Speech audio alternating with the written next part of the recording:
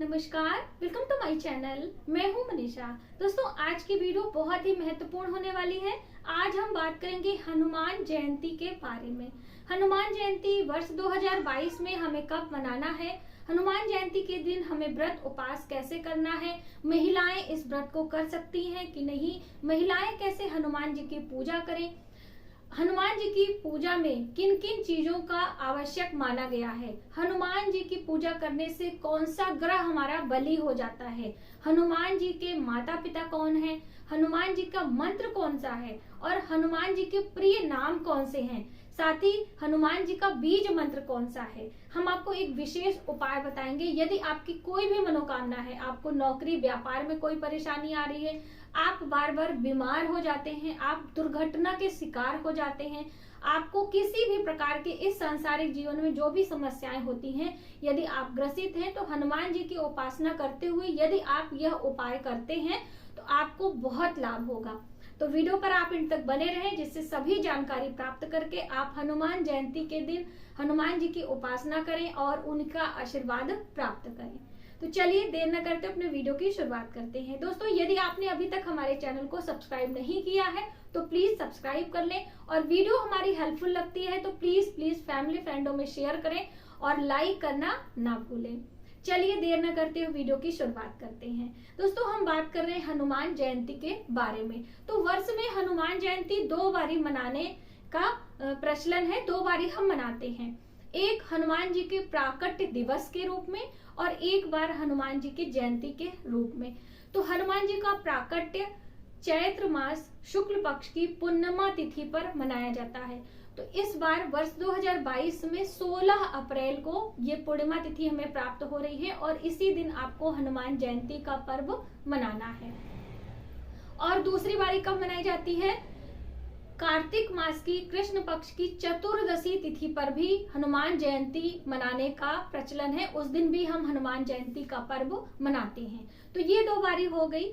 और इस बार जो चैत मास की पूर्णिमा तिथि है हमें कब से प्राप्त हो रही है और कब समाप्त हो रही है, ये भी हम आपको साथ ही साथ बताते चले। पूर्णिमा तिथि की शुरुआत हो रही है 16 अप्रैल को सुबह सवेरे, यानी कि 2:27 पर पूर्णिमा तिथि प्राप्त हो रही है, यानी सूर्योदय के साथ में आपको पूर्णिमा तिथि मिल रही है। और समाप्त हो रही है 17 अप्रैल को रात को 12 बजे, यानी कि देर रात 12 बजे तक आपको पूर्णिमा तिथि मिल रही है। तो ऐसे में आप इस दिन हनुमान जी की पूजा आराधना कर सकते हैं।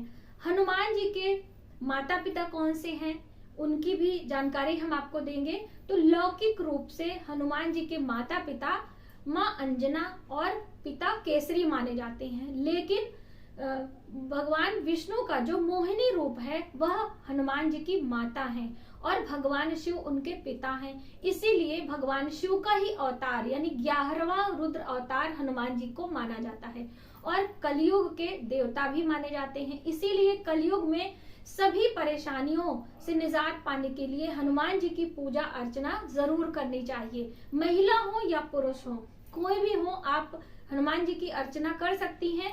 सिर्फ महिलाओं को एक चीज वर्जित रहता है हनुमान जी की पूजा में, उनका चोला नहीं चढ़ा सकती हैं। जो हनुमान जी की विशेष मनोकामना के लिए चोला चढ़ाया जाता है, बंधन यानी पीला सिंदूर और चमेली के तेल को मिक्स करके हनुमान जी को चोला चढ़ाया जाता है। ये कार्य सुबह सवेरे ब्रह्म मुहूर्त में करते हैं, क्योंकि उस समय भगवान को, हनुमान जी को स्नान कराया जाता है और फिर चोला चढ़ाया जाता है, उनका श्रृंगार किया जाता है जनेऊ पुष्प आदि से। उसके बाद मंगला आरती होती है। तो ये कार्य आप सुबह सवेरे करें और पुरुष भाई ये करते हैं तो ज्यादा उत्तम होता है। तो ये बात आपको ध्यान में रखनी है। हनुमान जी की पूजा घर पे कैसे महिलाएं करें, क्या क्या चीजों को भेंट अर्पित करें, कैसे प्रतिमा रखें, क्या माला फूल चढ़ाएं, ये सभी जानकारी हमारे चैनल पर है। तो यदि आप जानना चाहते हैं तो हनुमान जी जयंती पूजा विधि मनीषा त्रिपाठी करके लिख सकते हैं, या फिर चैत मास पूर्णिमा मनीषा त्रिपाठी पूजा विधि, जो भी आप लिखना चाहते हैं ऐसे करके लिखेंगे तो आपको वीडियो आ जाएगी, तो वहां से आप देख सकते हैं। हनुमान जी की जो बीज मंत्र है हम बात करें तो सहस्त्र नाम है हनुमान जी के, कोई भी नाम आप जप सकते हैं, लेकिन जो सबसे प्रिय नाम है श्री राम दूतम, राम दूतम के नाम से जो भगवान श्री हनुमान जी को पुकारता है उनके मंदिर में जाके आप राम राम शब्द यदि जो है जोर से उच्चारण करते हैं तो हनुमान जी की कृपा आपको जल्द प्राप्त होती है। वहीं पर हम बात करें बीज मंत्रों की, तो हनुमान जी का जो बीज मंत्र है वो हंग शब्द है, इसीलिए ओम हंग हनुमते नमः ये मंत्र है। और जो हनुमान जी का बीज मंत्र माना जाता है इस प्रकार से है, ओम हंग हनुमते रुद्रात्मकाय हुम फट, ये मंत्र है। इस मंत्र का जप भी कर सकते हैं और हवन भी आप कर सकते हैं। हवन करते समय ओम हुम फट स्वाहा, स्वाहा शब्द आप लगाएंगे। तो ये मंत्रों में और इसमें थोड़ा सा अंतर हो जाता है। और रुद्राक्ष की माला पर आपको हनुमान जी के मंत्रों का जप करना चाहिए। साथ ही दोस्तों हनुमान जी मंगल ग्रह को नियंत्रित करते हैं, इसीलिए यदि आपके बर्थ चार्ट में मंगल दोष है, आपका विवाह होने में विलंब हो रहा है, आपको दुर्घटना बार बार हो रही है, तो आप हनुमान जी की शरण में जाएं और हनुमान जी के बीज मंत्रों को जप करें, हनुमान जी की उपासना करते हैं तो आपको ये सभी दोषों से मुक्ति मिलती है। तो आप हनुमान जी को मंगलवार के दिन पूजा अर्चना कर सकते हैं या फिर उनके निमित्त आप व्रत कर सकते हैं। अब व्रत कैसे करेंगे? मंगलवार और शनिवार 2 दिन हनुमान जी के निमित्त होता है, तो आप इन दिनों हनुमान जी का व्रत कर सकते हैं, उनका पूजन कर सकते हैं। शनि दोष से मुक्ति के लिए भी शनिवार के दिन आप दीपक वगैरह जला सकते हैं। तिथियों की हम बात करें कि कौन सी तिथियां हनुमान जी के निमित्त होती हैं, उनके पूजा अर्चना के लिए होती हैं शुभ तिथियां, तो पूर्णिमा तिथि, अमावस्या तिथि, अष्टमी तिथि और वहीं पर आपको चतुर्दशी तिथि मिल जाती है। तो इस तरह से तिथियों में आप इन तिथियों का चुनाव करें, या फिर साप्ताहिक दिनों के बारे में हम आपको बताया कि मंगलवार और शनिवार का दिन होता है। तो आप व्रत करेंगे तो किन किन चीजों को ग्रहण करना होता है ये भी हम जान लेते हैं। दोस्तों मंगलवार के व्रत में आपको नमक का सेवन नहीं करना है, नमक का त्याग करना है। जल और फल पे आपको पूरे दिन व्रत रखना है। संध्या के समय पूजा अर्चना करने के बाद सूर्यास्त जब हो जाता है तो आप एक अनाज ग्रहण कर सकते हैं। यदि आपकी शक्ति नहीं है तो आप जैसे गेहूं खड़ा अनाज माना जाता है, तो गेहूं से बनी दलिया, सेवइयां, पूड़ी, हलवा ये सभी आप ले सकते हैं, मीठा अनाज। वहीं पर मीठे पुए बनाकर बालकों में बांटने से भी हमारे मंगल दोष में कमी आती है, यानी कि मंगल दोष से आपको निजात मिलता है। तो ये भी कार्य आप मंगलवार के दिन कर सकते हैं। मंगलवार के दिन रेवड़िया या बतासे आप मंदिर में बालकों को बांटते हैं, हनुमान जी को भोग लगाते हैं तो भी आपको बहुत लाभ मिलता है। तो ये सभी चीजें हैं।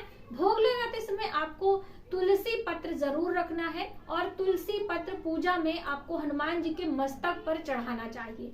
जैसे हम गणेश जी की जब पूजा करते हैं तो उनके मस्तक पर दूर्वा चढ़ाते हैं ना, उसी प्रकार से हनुमान जी की पूजा में तुलसी पत्र उनके मस्तक पर चढ़ाना चाहिए। लाल रंग के पुष्प आप चढ़ाएं, लाल रंग का लाल रंग का भोग आप लगा सकते हैं, मिठाइयां आप लगा सकते हैं। वहीं पर भगवान को लाल रंग का वस्त्र आप अर्पित करें। लाल रंग बहुत ही प्रिय है तो हर चीज आपको लाल करना चाहिए। ऐसी मान्यता है कि जो जातक माता सीता के चरणों का सिंदूर हनुमान जी को अर्पित करता है, हनुमान जी की कृपा उसे अधिक मिलती है। इसलिए आप यदि भगवान हनुमान की आराधना करना चाहते हैं, उनकी कृपा पाना चाहते हैं, तो राम और सीता का जो चित्र होता है उनके चरणों में सिंदूर लगाने के बाद आप हनुमान जी को लगा दें, ये बहुत ही प्रिय होता है उन्हें। अब हम बात करें कि उपाय के लिए हमें कौन सा उपाय करना है, कैसे करना है, तो ये पूर्णिमा तिथि पर भी आप कर सकते हैं और किसी भी मंगलवार यानी शुक्ल पक्ष की मंगलवार से 7 मंगलवार आप करें, आपको बहुत लाभ मिलेगा। करना क्या है आपको मदार के पत्ते लेने हैं। मदार जिसे कहीं कहीं आंकड़े के नाम से भी जाना जाता है। आंकड़े का पुष्प हम भगवान गणेश की पूजा में, शिव की पूजा में इस्तेमाल करते हैं। तो आंकड़े का पत्ता ले लें आप, 11 पत्ते आप लेंगे और एक मौली के धागा में इसे पिरोकर एक माला आपको बनाना है। और इन पत्तों पे आपको भगवान जी के प्रिय शब्द लिखने हैं, मंत्र लिखने हैं। राम शब्द अपने आप में बहुत बड़ा मंत्र है, तो आप राम राम शब्द 11 बार यानी कि हर पत्तों पे आपको लिखना है। लेकिन ध्यान रखें कि माला कितनी बड़ी होनी चाहिए। भगवान हनुमान जी को जो माला हम चढ़ाते हैं वो नाभि के ऊपर होनी चाहिए, नाभि से नीचे माला आप ना रखें। तो जिस भी मंदिर दक्षिण मुखी हनुमान जी के मंदिर की ज्यादा मान्यता है। तो जिस भी मंदिर में आप ये उपाय करने जा रहे हो उसको पहले से देख लें, समझ लें और उस तरह से माला आपको लेना है कि नाभि के ऊपर तक माला रहे। और ये माला 7 मंगलवार आप करते हैं तो आपको बहुत मतलब लाभ होगा और पूर्ण श्रद्धा भाव से ये करें। अब पूजा अर्चना आपको कैसे करनी है ये भी हम जान लेते हैं। यदि आप उपाय नहीं भी करना चाहते हैं तो भी सिर्फ एक पत्ते पर भी आप मदार के पत्ते पर राम शब्द लिखकर भगवान के चरणों में भी रख सकते हैं। ये कार्य आप मंदिर में कर सकते हैं, अपने घर पे भी कर सकते हैं। सुबह सवेरे स्नान ध्यान करने के बाद आपको पूजा की शुरुआत करनी है। जैसे मैंने आपको बताया, संकल्प लेना है, सूर्योदय से पहले उठना है। भगवान सूर्य हनुमान जी के गुरु हैं तो पहले सूर्य आराधना आपको करनी है। उसके बाद अपने व्रत का संकल्प लेना है। संकल्प की विधि आपको कैसे होनी चाहिए, हाथ में जल अक्षत पुष्प लेना है और फिर व्रत का संकल्प लेना है। 7 या फिर जो है आपको एक ही दिन, आप पूर्णिमा का व्रत कर रहे हैं तो एक दिन आप ले लें। इस तरह से जल और फल पे व्रत रहें। पूजा में हनुमान जी की पूजा के साथ में श्री राम का चित्र जरूर होना चाहिए। बिना राम के पूजा की हनुमान जी की पूजा अधूरी होती है। और कोई भी पाठ आप कर रहे हैं तो पहले राम चालीसा पढ़ सकते हैं, राम रक्षा स्तोत्र पढ़ सकते हैं। इस तरह से ये पहले शुरुआत करें, उसके बाद हनुमान चालीसा का पाठ करें।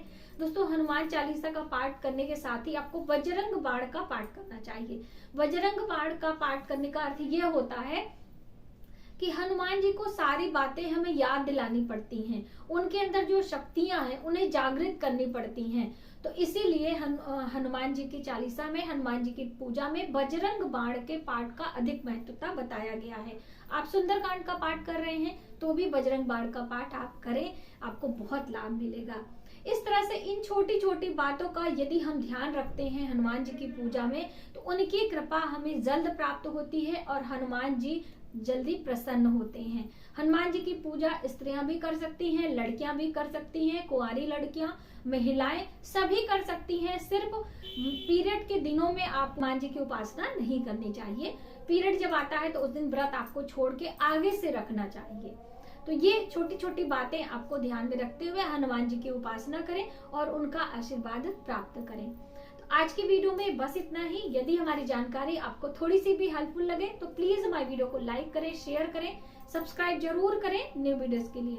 मिलते हैं एक नई जानकारी के साथ नई वीडियो में, तब तक आप अपना ख्याल रखें। जय माता दी।